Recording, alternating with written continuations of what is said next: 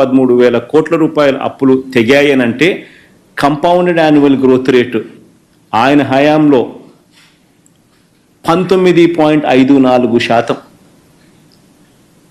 Compounded annual growth rate అంటే వార్షిక అప్పుల వృద్ధి రేటు. అదే మా హయాంలోకి వచ్చేసరికి మా 5 సంవత్సరాల్లో 3,13,000 కోట్ల రూపాయల నుంచి 6,46,000 కోట్లకు మా హయాంలో అప్పులు పెరిగాయి అంటే కంపౌండెడ్ యాన్యువల్ గ్రోత్ రేట్ 15.61%. అంటే చంద్రబాబు నాయుడు గారి కంటే 4% అప్పులు తక్కువ మా హయాంలో జరిగినట్టుగా లెక్కలు క్లియర్గా కనిపిస్తూ ఉన్నాయి. అంటే ఎవరు ఆర్థిక విధ్వంసకారుడు అన్నదానికి ఇవన్నీ లెక్కలే సాక్ష్యం. నేను అడుగుతా ఉన్నది ఒకటి, ఈ 6,46,000 కోట్లకు నాన్ గ్యారంటీ అంటే గవర్నమెంట్కి అసలు మామూలుగా అయితే ఇది బడ్జెట్లోకి కూడా రాదు. ఎందుకంటే సెంట్రల్ గవర్నమెంట్కి కూడా ఎస్బీఐ ఉంటుంది, సెంట్రల్ గవర్నమెంట్కి కూడా ఐఓసి అనే ఇండియన్ ఆయిల్ కార్పొరేషన్ ఉంటుంది, హెచ్పిసిఎల్ అని ఉంటుంది. వాళ్ళు చేసిన అప్పులు సెంట్రల్ గవర్నమెంట్ ఖాతాల్లోకి రావు. హిందుస్థాన్ పెట్రోలియం కార్పొరేషన్ చేసే అప్పులు సెంట్రల్ గవర్నమెంట్ ఖాతాల్లోకి రావు. ఇండియన్ ఆయిల్ కార్పొరేషన్ చేసే అప్పులు సెంట్రల్ గవర్నమెంట్ ఖాతాల్లోకి రావు. స్టేట్ బ్యాంక్ ఆఫ్ ఇండియా చేసే అప్పులు సెంట్రల్ గవర్నమెంట్ ఖాతాల్లోకి రావు. అవన్నీ పబ్లిక్ సెక్టర్ అండర్టేకింగ్స్, వాళ్ళ అప్పులు చేసేటివి. అవన్నీ నాన్ గ్యారంటీడ్ అప్పులు అంటారు. అంటే స్టేట్ గవర్నమెంట్కు సెంట్రల్ గవర్నమెంట్కు సంబంధం లేదు అప్పులు. అటువంటి అప్పులు కూడా ఏదన్నా ఉంటే రాష్ట్ర ప్రభుత్వానికి ఉండేటి ఏదైనా ఉంటే అవి కూడా తీసుకోండి. నేను అవి కూడా ఒక అడుగు ముందుకు మామూలుగా బడ్జెట్లోకి రావు. అయినా కానీ చంద్రబాబు నాయుడు సాటిస్ఫై చేసేదానికి అవి కూడా తీసుకోకపోండి అని చెప్తారు.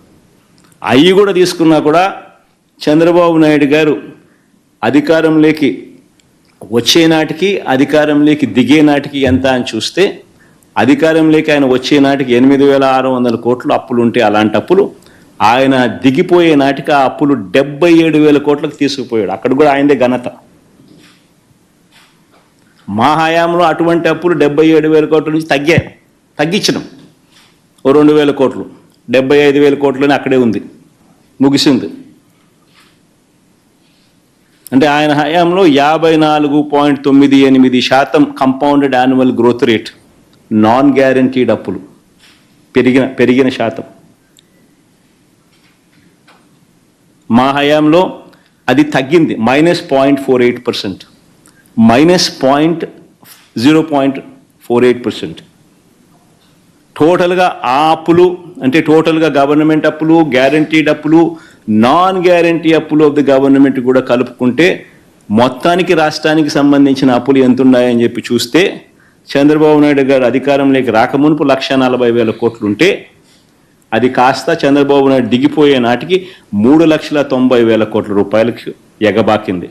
అంటే ఆయన హయాంలో వార్షిక అంటే కంపౌండెడ్ యాన్యువల్ గ్రోత్ రేటు, వార్షిక అప్పుల వృద్ధి రేటు 22.63%.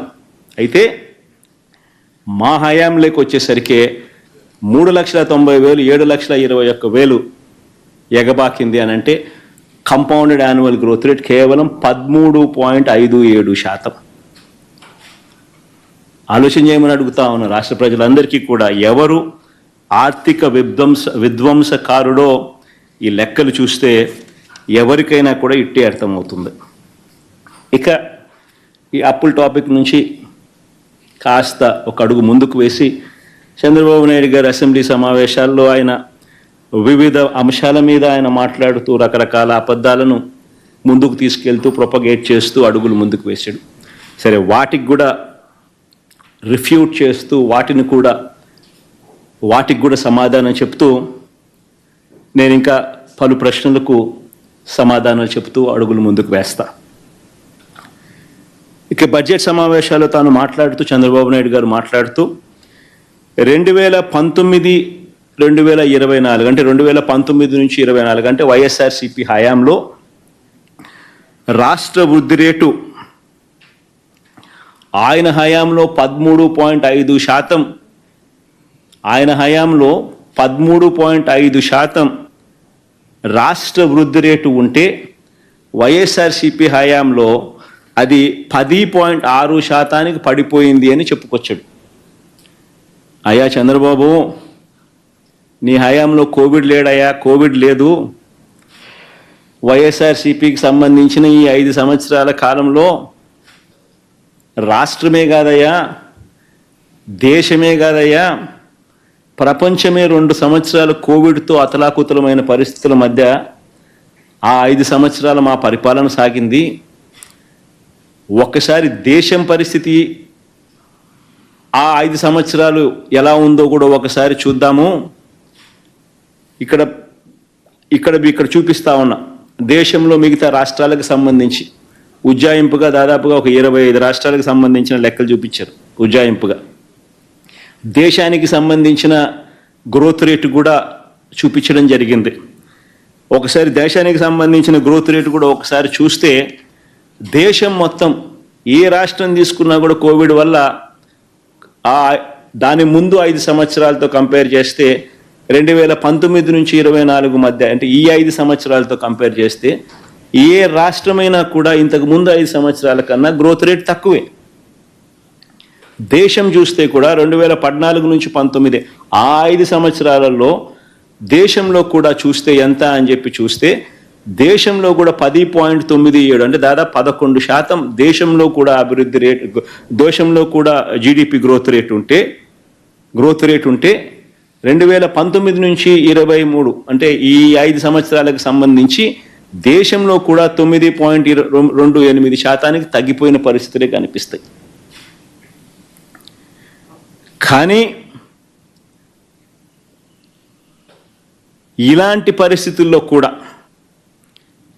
ఇలాంటి ప్రతికూల పరిస్థితుల్లో కూడా కోవిడ్ 2 సంవత్సరాలు ఉన్నప్పటికీ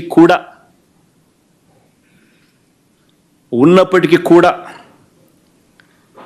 ఒకసారి గమనించినట్లయితే, రాష్ట్ర పరిస్థితి ఒకసారి గమనించినట్లయితే, కోవిడ్ ఉన్న 2 సంవత్సరాలలో ఇళ్లలో నుంచి బయటికి రాలేని పరిస్థితిలో ఉన్న ప్రజలు, ప్రపంచవ్యాప్తంగా ఏ దేశ ఆర్థిక వ్యవస్థ చూసినా కుదేలైపోయిన పరిస్థితుల మధ్య కూడా 2014 నుంచి 19 మధ్య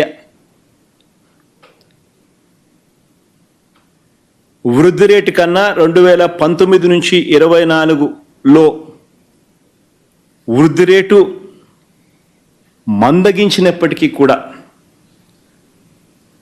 ఇలాంటి పరిస్థితుల్లో కూడా మన రాష్ట్రంలో పారిశ్రామిక వృద్ధి రేటు, అంటే ఇండస్ట్రీ గ్రోత్ రేట్. ఇండస్ట్రీ అంటే ఏంది? ఉద్యోగాలు ఇచ్చేది.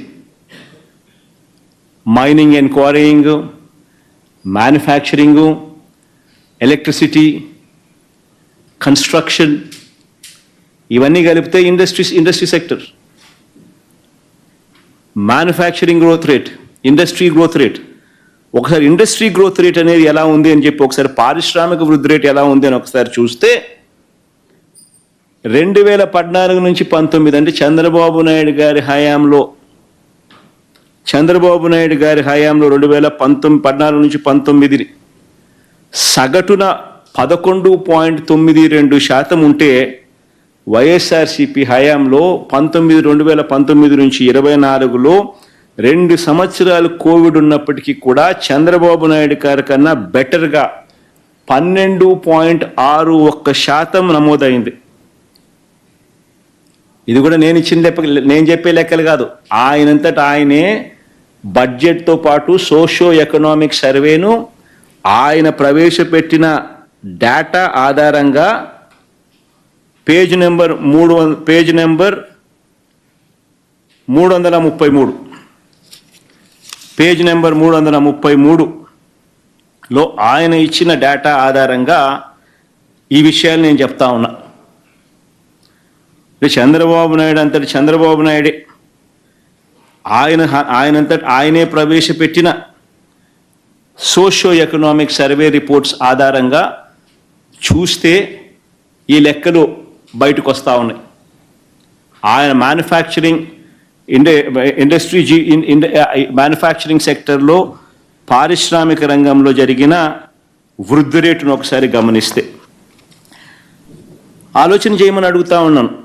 ఒక్కసారి అందరూ కూడా పారిశ్రామిక రంగం గురించి చంద్రబాబు నాయుడు గారు రకరకాల అబద్ధాలన్నీ కూడా ప్రొపగేట్ చేస్తూ ఉన్న నేపథ్యంలో ఈ ఫిగర్స్ చాలా ఇంపార్టెంట్. దీనికి సంబంధించిన లెక్కలు ఒకసారి చూస్తే 2018 నుంచి 19 నాటికి రాష్ట్ర పారిశ్రామిక రంగంలో అంటే జీవీఏ అంటే ఉత్పత్తి విలువ, మ్యానుఫ్యాక్చరింగ్ ఉత్పత్తి విలువ, జీవీఏ మ్యానుఫ్యాక్చరింగ్ జీవీఏ చూస్తే 2018 నుంచి 19 నాటికి 1,88,601 కోటి